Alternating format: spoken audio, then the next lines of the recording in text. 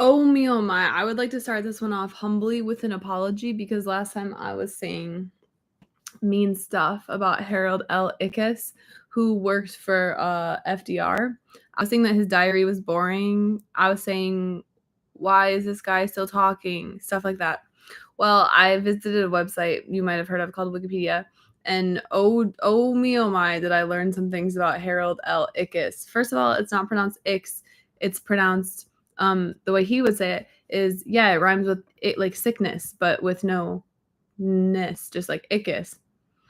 And also, he had a really crazy life. And so, of all the people whose lives might warrant a 2,000 page published diary, which at that point it's not a diary, you're just writing an autobiography, I would say. But of all the people whose lives warrant that, it's like, all right, sure. I don't know if anyone needs 2,000 pages, but he's fairly high on the list of people who might need that. Also, okay, so this was 1934 where he was doing this whole situation with Robert Moses, but right after that, his personal life took a major turn because, yeah, he had a wife and she died in an automobile accident on August 31, 1935. So a few months after where what we were talking about happened. And then his son killed himself the exact next year, like on the anniversary of his mom's death, which is truly like unimaginable tragedy. And so now I feel bad for saying anything bad about him. Also, he's like a storied figure. Like there's a character in the 1977 musical play Annie, that is my name, that is Ickes. And yeah.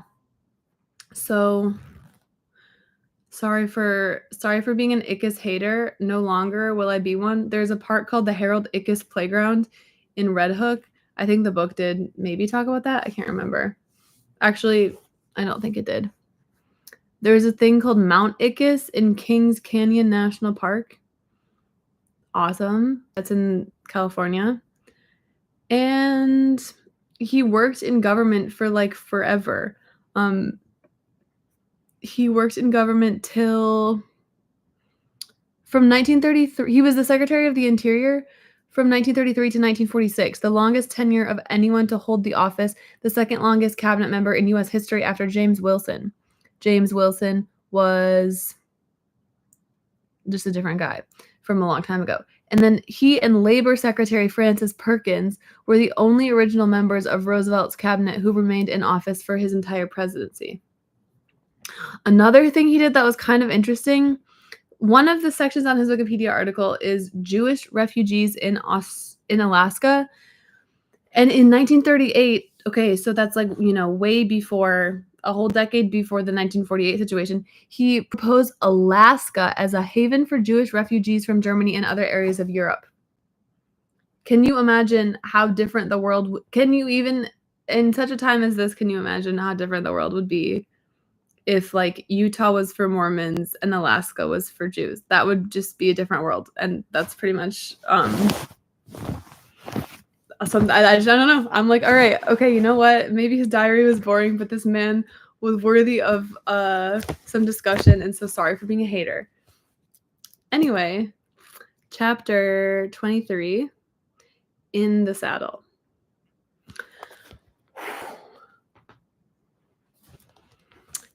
The Little Flower was mastering New York City as no mayor since Peter Stuyvesant had mastered it. Also, okay, sorry, I just stopped right away, but Peter Stuyvesant is from like the 1600s, I'm pretty sure. Let's look him up. Peter Stuyvesant. Yeah, dude, this is back when it was a Dutch colony. Peter Stuyvesant lived from 1610 to 1672. And I remember vividly, there's a museum of the city of New York. Awesome, love it, highly recommend. Where they talked about how, like, the colonies apparently were like where you went to party. Yeah, definitely of bedside fame. So like apparently like the people that were at New Amsterdam, they like loved partying and they were like perfect. We're like out, we're kind of out of sight of like the real, Europe, like we can do whatever we want. And Peter Stuyvesant was the one that like cracked down. He was like, yo, you guys, like no drinking on certain days of the week. Like we really have to work here. And apparently that was made him a little bit unpopular but respected. Also, I don't know, you might have missed it, but I looked up Harold Ickes, and I'm a fan now. He had an interesting life, and sorry for being a hater of him last time.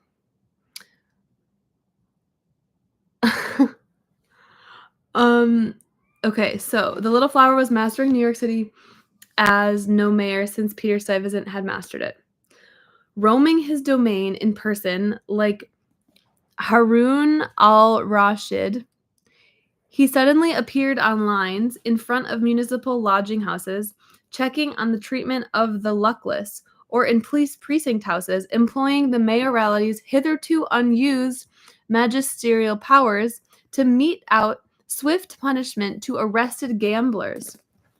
Or he was at the Bronx Terminal Market before daylight one freezing December morning, assembling an audience of shivering market concessionaires by having two police burglars. Buglers. Okay, first of all, why don't we have police buglers anymore? He had two police buglers blow a fanfare, and then clambering up on the tailboard of a truck, announcing an assault on racketeers in the artichoke racket. Okay, we've already talked about police buglers and racketeers. Okay, so let me restart this section. Okay, so he would you could see him at the Bronx Terminal Market before daylight one freezing December morning, assembling an audience of shivering market concessionaires by having two police buglers blow a fanfare and then clambering up on the tailboard of a truck announcing an assault on racketeers in the artichoke business by reading a formal proclamation banning the inoffensive vegetable from the premises. What would you do if you're at the market and the mayor shows up, gets the bugles, and then is like, yeah, no more artichokes. We're actually done with artichokes. No artichokes here. I'm the mayor. All right.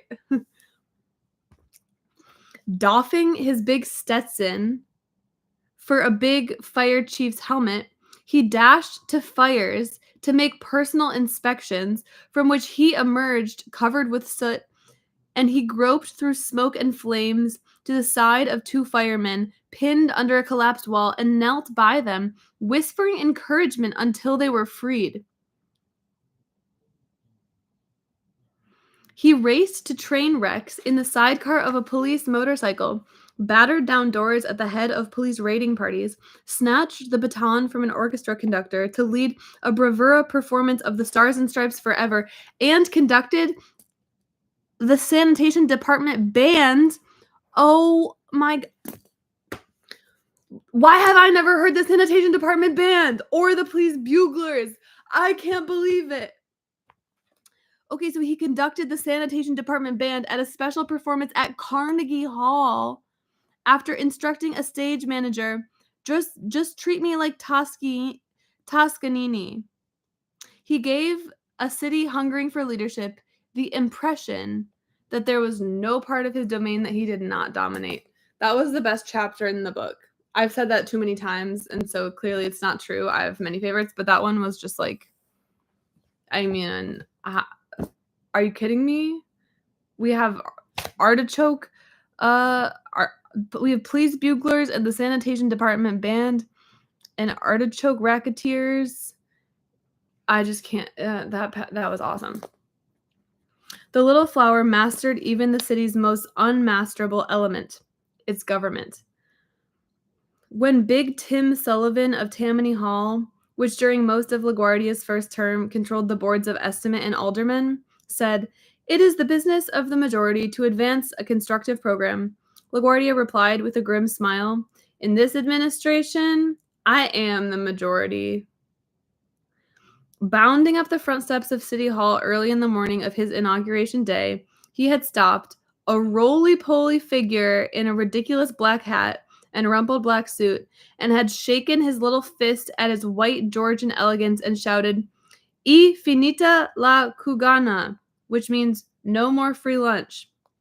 A phrase which, a friend explained, the mayor was using to promise, the party is over, no more graft. And to the amazement of reporters who had smiled skeptically at the time, LaGuardia kept his promise, slashing thousands of non-essential jobs from city payrolls, slashing the salaries of the employees who remained, balancing the city's budget, and raising the moral tone of government in New York to new heights. Sitting on, you know what, if someone was like a doubter of this book, like I was perhaps in the last chapter, I would just show them / my past self the start of chapter 23 in the saddle. How could you not like this? Are you kidding me? How could anyone not like this? This is awesome. He knew I needed an he knew I needed an antidote bad. Okay, anyway. Sitting under the portraits of bewigged colonial governors with his unruly black forelock down over his forehead, his horn-rimmed glasses pushed up on top of his head, his feet dangling off the chair, sorting through a stack of mail as rapidly as if he were dealing a deck of cards, tossing the letters at 3 secretaries and shouting, "Say yes, say no, throw it away, tell him to go to hell." The little flower made City Hall shake with the pounding of his fists on his desk and echo with the rasp of the 6 buzzers he had installed there. This is amazing. But the little flower was not mastering Robert Moses. Ugh. This guy again. The relationship of the two men was the talk, or rather the whisper, of City Hall. The relationship was kept secret, even to a large extent, from the newspapermen who prowled the hall uncovering secrets, because it was known to only a few of the mayor's intimates, and because those intimates, anxious to preserve the mayor's image as a commander capable of command, a mayor master of his city, were careful to disclose nothing that would mar this image. Asterisk. Okay, I'm predicting this is going to be an awesome footnote. As they were careful to disclose nothing that would hint at the excess of LaGuardia's colorful personality. Quote, everybody talks about the mayor's temperament, which doesn't exist. Reuben A. Lazarus blandly assured John Gunther. And the author duly stated in his chapter on the mayor in the book Inside USA, temperament, there's no time for it, unless it happens to serve a useful purpose. Okay, that was fine. Public knowledge of the mayor's relationship with Robert Moses would certainly have marred it. LaGuardia was a bullying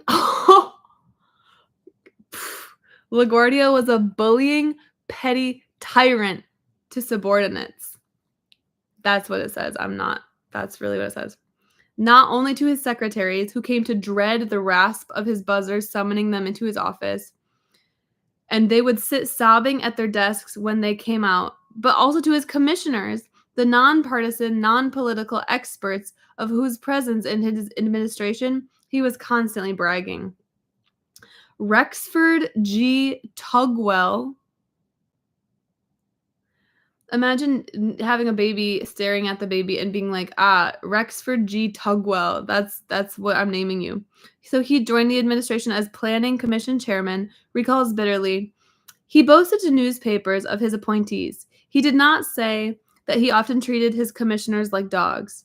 We soon discovered that we were expected to do a good deal of humiliating kowtowing, to give many of LaGuardia's favorites jobs, and to respect without question whatever capricious notions the mayor might have about our work.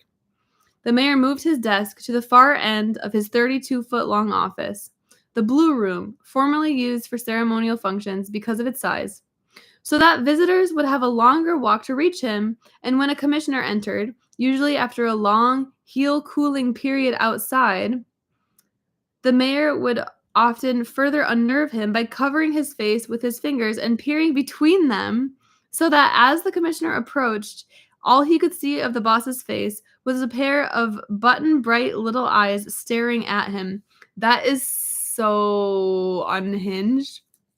What in the world? Imagine walking 32 feet. I'm trying to think of how many football fields that is, and then I realized that's a stupid thing to do. But anyway, imagine walking 30 feet and all you see is or do you think it was like this? Or do you think it was like this? I don't know. I wish we had more detail. This is the only time where I'm like, more detail, please. Okay.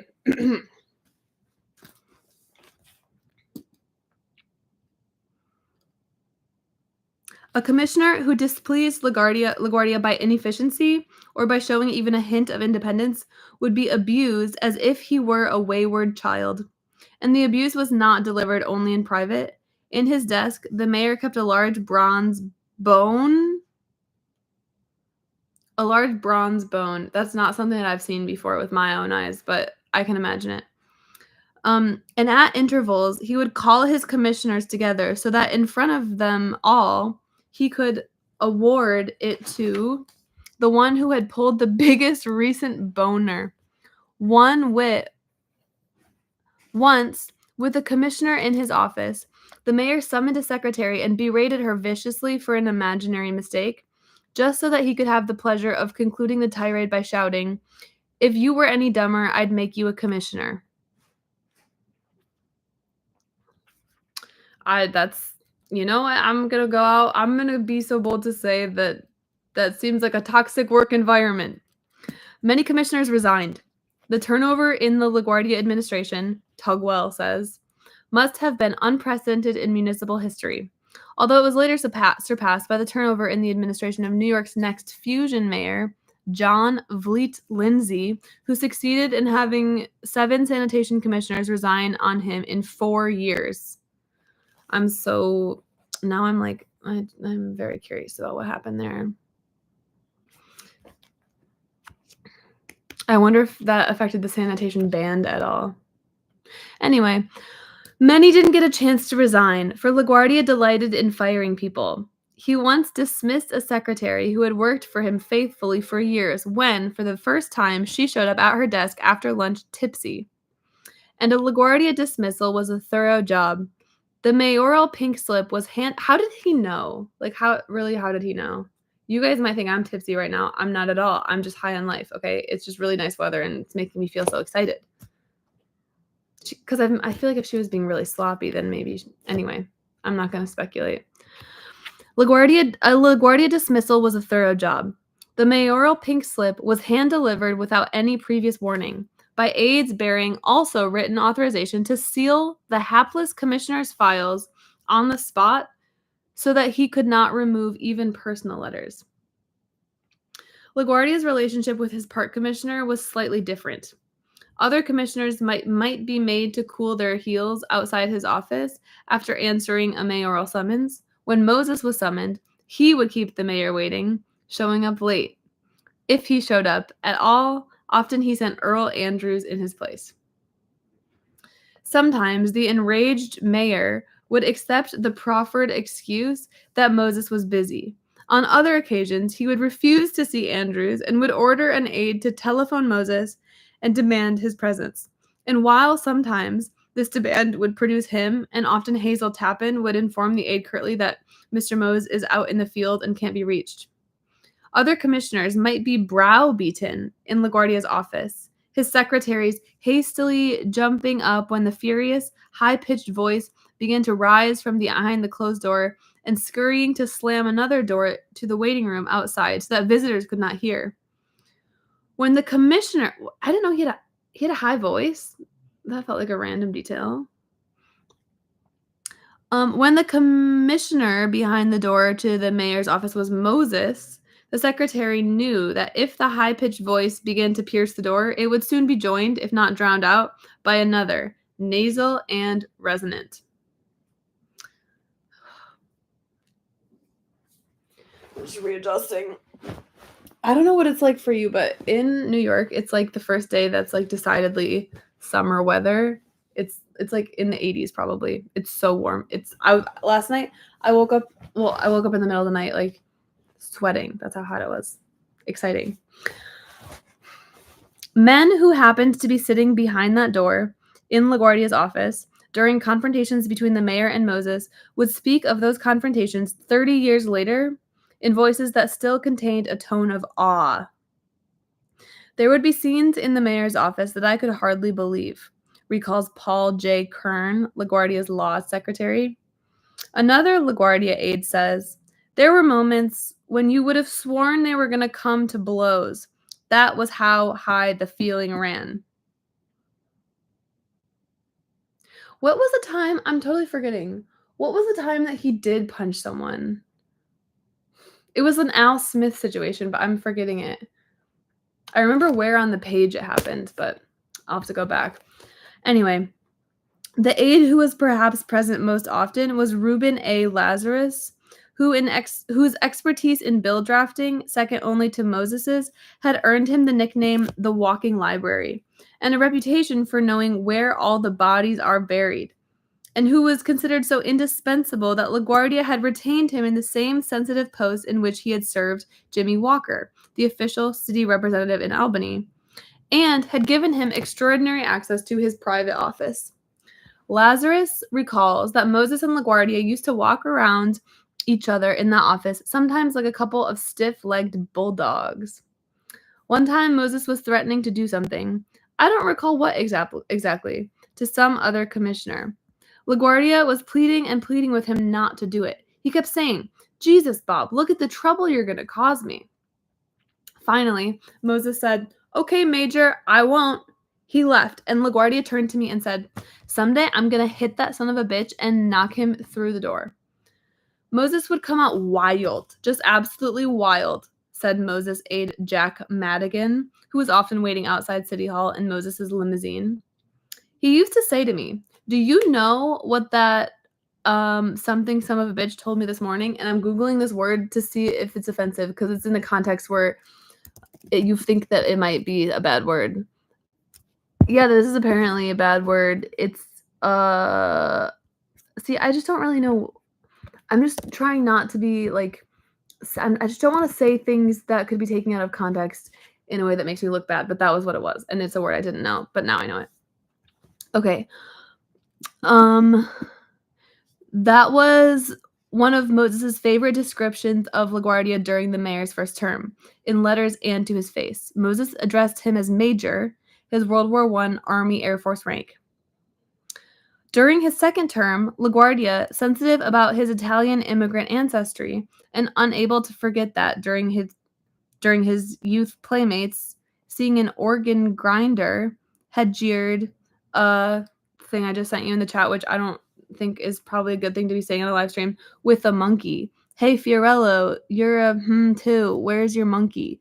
banned organ grinders from the street. Moses thereupon began referring to LaGuardia in private as the little organ grinder. Later, he took to calling the mayor.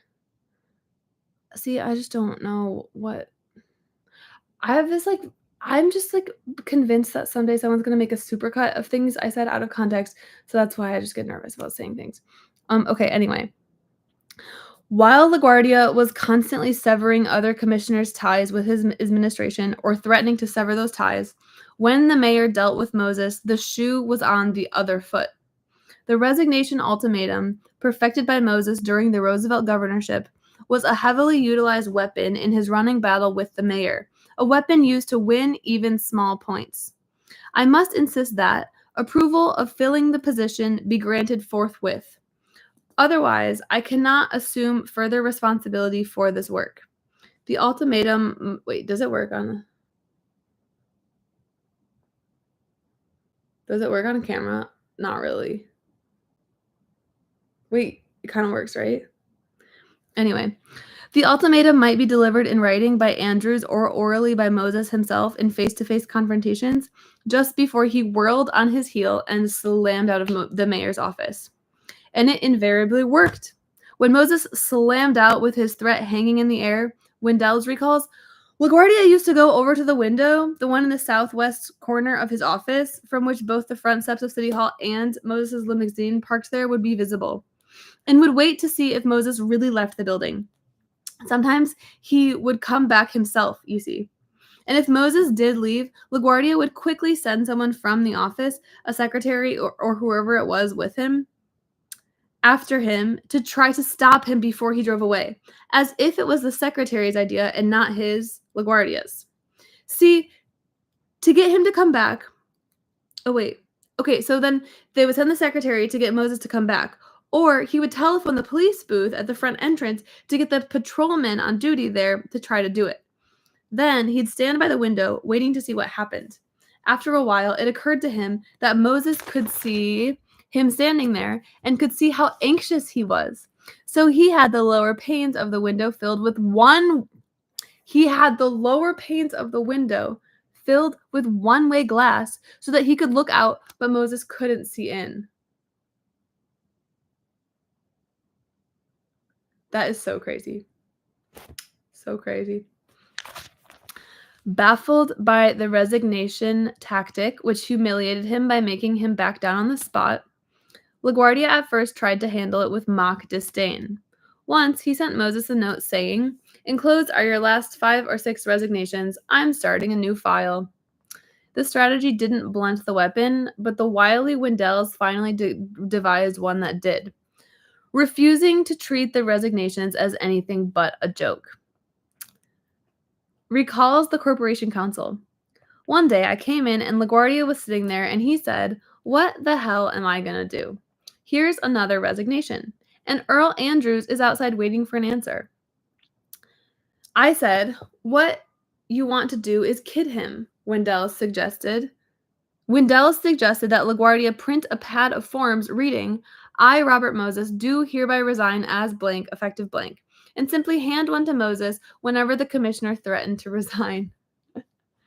The technique worked. The next time Moses made the threat in person, LaGuardia simply whipped out the pad, tore off the top form with a flourish and a broad, if forced, grin, and handed it to him. This is so, like, cartoonish. This feels like an SNL sketch about Robert Moses. The fact that he's, like, installing one-way glass, the fact that he's, like, printing out a personalized pad of paper. Ugh. Moses snatched the pad off the mayor's desk, hurled it across the room, stamped out the door, and used the threat more infrequently thereafter. But it remained nonetheless implicit in confrontations between the two men. And while LaGuardia won some of those clashes, more often it was the mayor rather than the commissioner who gave way. In one typical encounter, LaGuardia ordered an investigation of 2 construction contractors he suspected of defrauding the city. Their attorney, the brilliant Jackson Dykeman, recalls that while he was conferring with his clients in Moses' office, "I heard Moses give LaGuardia the devil over the telephone." Describing that telephone conversation, Moses gives a wonderful imitation of the LaGuardia snarl. He said, "Yeah, I hear you got a fancy lawyer." I said, "Yeah, he's gonna kick the shit out of you. You better leave him alone." And it turned out LaGuardia never had the investigation pursued. I think I'm gonna stop there. I don't think I have what it takes to keep reading until there's a little break. Like, the next paragraphs are all very long. Okay, see you later. I hope it's nice weather wherever you are too. Yeah, I know. No, I feel like there's more stuff named after him. LaGuardia. There's a LaGuardia Community College. There's, obviously the airport. I'm going to the disambiguation page for just LaGuardia.